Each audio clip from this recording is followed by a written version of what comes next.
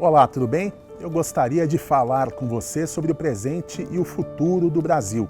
Vivemos uma década e meia marcada por corrupção, Estado inchado, degradação moral. Vários escândalos dominaram as manchetes. Privilégios indefensáveis foram defendidos e ampliados com unhas e dentes. A conta para o cidadão brasileiro em forma de impostos só aumentou. O Estado avançou cada vez mais sobre nós, querendo nos dizer até o que devemos fazer dentro das nossas casas. Uma presidente sofreu impeachment, outro não mediu esforços para se manter no cargo. Políticos e empresários foram presos. Um ex-presidente foi parar na cadeia por corrupção e lavagem de dinheiro. Milhões de brasileiros perderam emprego. Hoje, são mais de 13 milhões sem trabalho formal. Outros milhares fizeram as malas e foram embora do país. É compreensível o sentimento de falta de esperança de cada um deles e de muitos que ainda estão aqui. Mas eu queria fazer um alerta. A chance de mudar essa história está ao alcance de todos nós. Outubro é o ponto da virada para voltarmos a acreditar no futuro do país. As nossas escolhas nas eleições vão apontar o caminho que desejamos seguir como nação. Mas para tomar a decisão correta é muito importante a gente entender o que está em jogo. O próximo presidente terá de administrar contas públicas há 5 anos no vermelho. A perspectiva de redução da dívida ruiu com a refugada do governo e do Congresso na reforma da Previdência, mesmo com um déficit de 268 bilhões de reais em 2017. 2/3 do orçamento federal vão para o pagamento de aposentados e servidores. Vários outros gastos são carimbados por lei, o que deixa menos de 10% para investimento naquilo que realmente chega à população: saúde, educação e infraestrutura. É urgente também enfrentar a questão das estatais. Cada brasileiro tira do bolso R$ 92 por ano para sustentar as empresas públicas, invariavelmente marcadas por ineficiência de gestão e loteamento político. Quando não, por corrupção. Colocar a mão no bolso para sustentar as contas públicas é um dos esportes mais praticados pelo brasileiro. Atualmente, o país tem 82 tipos de impostos, contribuições e taxas vigentes. São 2 normas tributárias criadas por hora. O discurso da reforma tributária é permanente, mas nunca vira prática. O tema aparece e some da pauta conforme a conveniência para o meio político e não para o país. A reforma trabalhista furou esse ciclo. Foi votada e aprovada e já trouxe reflexos positivos, por exemplo, no esvaziamento da indústria da ação trabalhista, mas ainda está longe da aplicação plena. Parte do judiciário questiona a legislação. O Congresso simplesmente se absteve de votar uma medida provisória que traria mais segurança jurídica a todos. O governo não teve forças para criar as condições necessárias para o bom funcionamento da legislação. O Congresso não vota as reformas que o Brasil precisa, mas brinca de campo minado com o orçamento. São mais de 10 pautas-bomba à espera de votação. Aí nós temos preciosidades como o Bolsa Caminhoneiro e até o Bolsa Refrigerante, uma conta de 100 bilhões que será deixada pelo atual Congresso, administrada pelo próximo governo e paga por você. Outra linha permanente de atuação do Congresso atual é o ataque à Operação Lava Jato e seus filhotes espalhados pelo país. Já houve tentativa de mudanças legislativas e a criação de CPI para esvaziar a operação e proteger a grande parcela do Congresso alvo de investigação. Esse mesmo poder de apoiar ou implodir o combate à corrupção estará nas mãos dos deputados e senadores que assumirem em fevereiro de 2019. O caminho do combate à corrupção terá ainda interferência direta do próximo presidente. Ele vai nomear o diretor-geral da Polícia Federal, o procurador-geral da República e o ministro da Justiça. Todos podem interferir nas estratégias de investigação adotadas pela Polícia Federal e pelo Ministério Público, além de garantir recursos humanos e financeiros para a continuidade das operações. O próximo presidente também vai escolher 2 ministros do Supremo no primeiro mandato. Marco Aurélio e Celso de Mello se aposentam até 2021. Em um eventual segundo mandato, serão escolhidos os substitutos de Rosa Weber e Ricardo Lewandowski. Este Supremo redesenhado irá julgar políticos acusados de corrupção. Também vai decidir sobre avanços permissivos, como descriminalização do aborto, legalização do consumo de drogas e pautas que influenciam diretamente no poder familiar. O perfil ideológico dos ministros escolhidos no Palácio do Planalto e validados pelo Senado será determinante para o resultado da batalha cultural que está por trás dessas questões. Nas ruas, há outra batalha em curso, pela sobrevivência. Foram 63 mil homicídios registrados em 2016, 6 mortes violentas por hora Isso é 30 vezes a taxa da Europa. A guerra do crime organizado pelo controle dos tráficos de armas e drogas se move rapidamente das penitenciárias para as ruas. O poder público tem dificuldade de reagir de maneira rápida e eficiente. Um exemplo é a intervenção federal do Rio de Janeiro, que termina no dia 31 de dezembro. Mas o Rio e o Brasil merecem uma solução duradoura de combate à violência. Tem muita coisa em jogo nessa eleição: aposentadoria, impostos, privatizações, futuro da Lava Jato, composição do Supremo, segurança, defesa da vida e da família.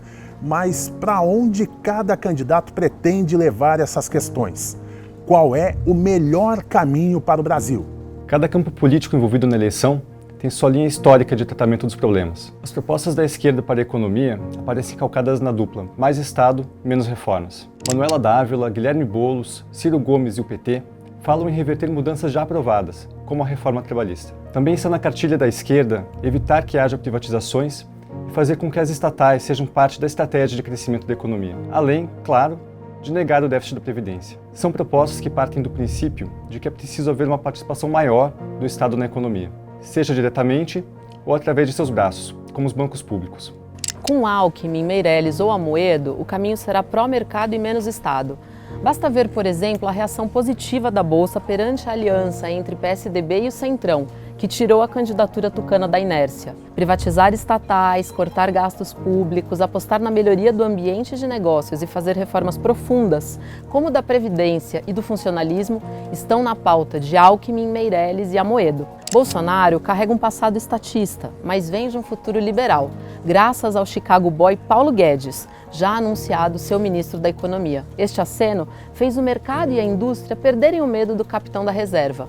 Mas é difícil cravar por quanto tempo Guedes conseguiria manter o Planalto sob o comando de Bolsonaro no caminho do liberalismo econômico.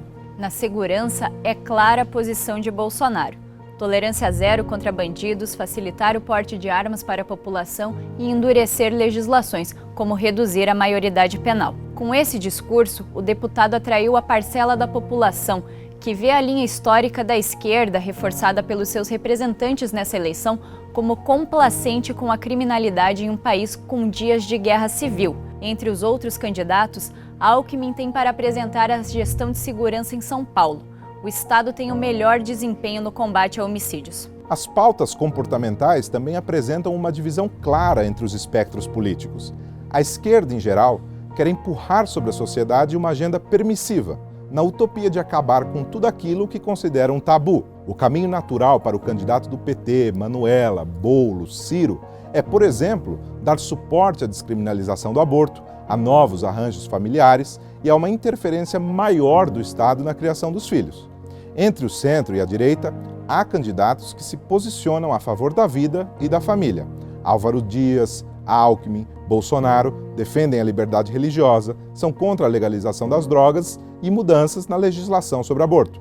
Mas Bolsonaro já defendeu a pena de morte e quer facilitar a esterilização como formas de combater a criminalidade. O grau de dificuldade para o próximo presidente governar será ditado pelo Centrão, mais numeroso grupo de deputados. O bloco ganhou peso político ao derrubar Dilma Rousseff e dar suporte a Temer. DEM, PP, PR, PRB e Solidariedade ocupam 164 cadeiras na Câmara. Vão sair das eleições com bancadas maiores. Não à toa foram as noivas mais cobiçadas da pré-campanha.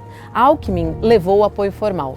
Bolsonaro tem uma pauta ideológica mais próxima, o que pode ajudar a construir uma base sólida. Marina Silva diz que vai minar os conchavos, o que soa bem para o eleitor, mas não para o Congresso. Álvaro Dias tem um discurso parecido, mas conta com a experiência parlamentar a seu favor. Ciro Gomes já mostrou na campanha do que é capaz: implodir qualquer possível aliança com sua verborragia. É certo que ninguém vai governar sem o apoio do Congresso, nem mesmo o PT, derrubado do poder pelos próprios parlamentares. Alianças estaduais deixam claro que o partido não teria pudor em se juntar ao MDB, peça-chave do impeachment.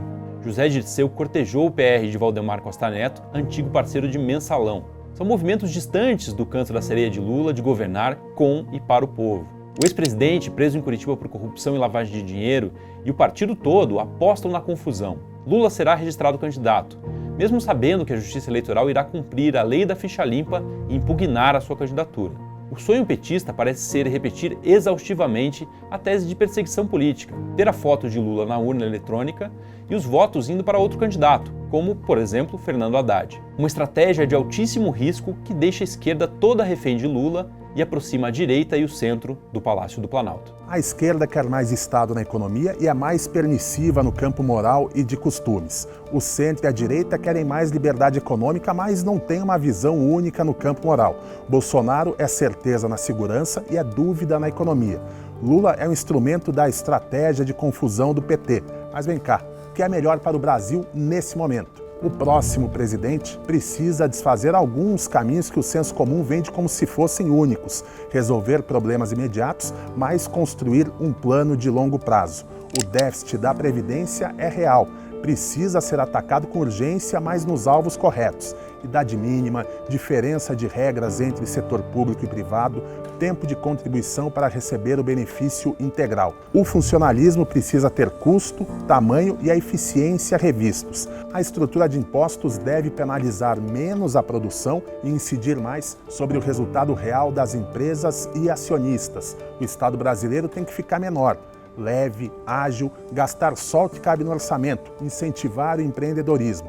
Mas ele não pode ser mais o provedor de tudo, empresário, investidor e regulador. Deve sim ser o ponto de apoio para que a sociedade, todos nós, organizados em diversos níveis, façamos algo pelo país e não fiquemos mais reféns daquilo que o país fará por nós. Apoio que passa obrigatoriamente pela educação, com foco onde o investimento faz mais sentido e traz um retorno mais duradouro à primeira infância. É ali que está a chave para que o Brasil assimile as mudanças com agilidade e consistência e seja protagonista em um mundo de rápidos avanços impulsionados pela tecnologia. É o caminho para nos tornarmos uma economia rica e competitiva. Riqueza e competitividade são bases para que a prosperidade alcance também as camadas mais necessitadas da população. Alocar corretamente investimentos sociais permitirá a cada indivíduo ser agente da transformação de que a sociedade brasileira precisa, e não só um mero receptor passivo de benefícios. A agenda social precisa ser vista como uma forma, um caminho para aperfeiçoar as liberdades políticas e econômicas, o fortalecimento da democracia e das relações entre a sociedade civil brasileira passa pelo aperfeiçoamento da liberdade. É a criação de um caldo cultural necessário para termos uma política moralmente exemplar, em que não se admita e se puna exemplarmente a corrupção, em que se respeite a coisa pública como algo que é de todos nós e não de ninguém. Respeito que precisa ser estendido à família e à vida. Não há debate eleitoral comprometido com o futuro do Brasil sem o reconhecimento do núcleo familiar como pedra fundamental da formação ética dos indivíduos, da busca pelo bem comum e do fortalecimento da democracia.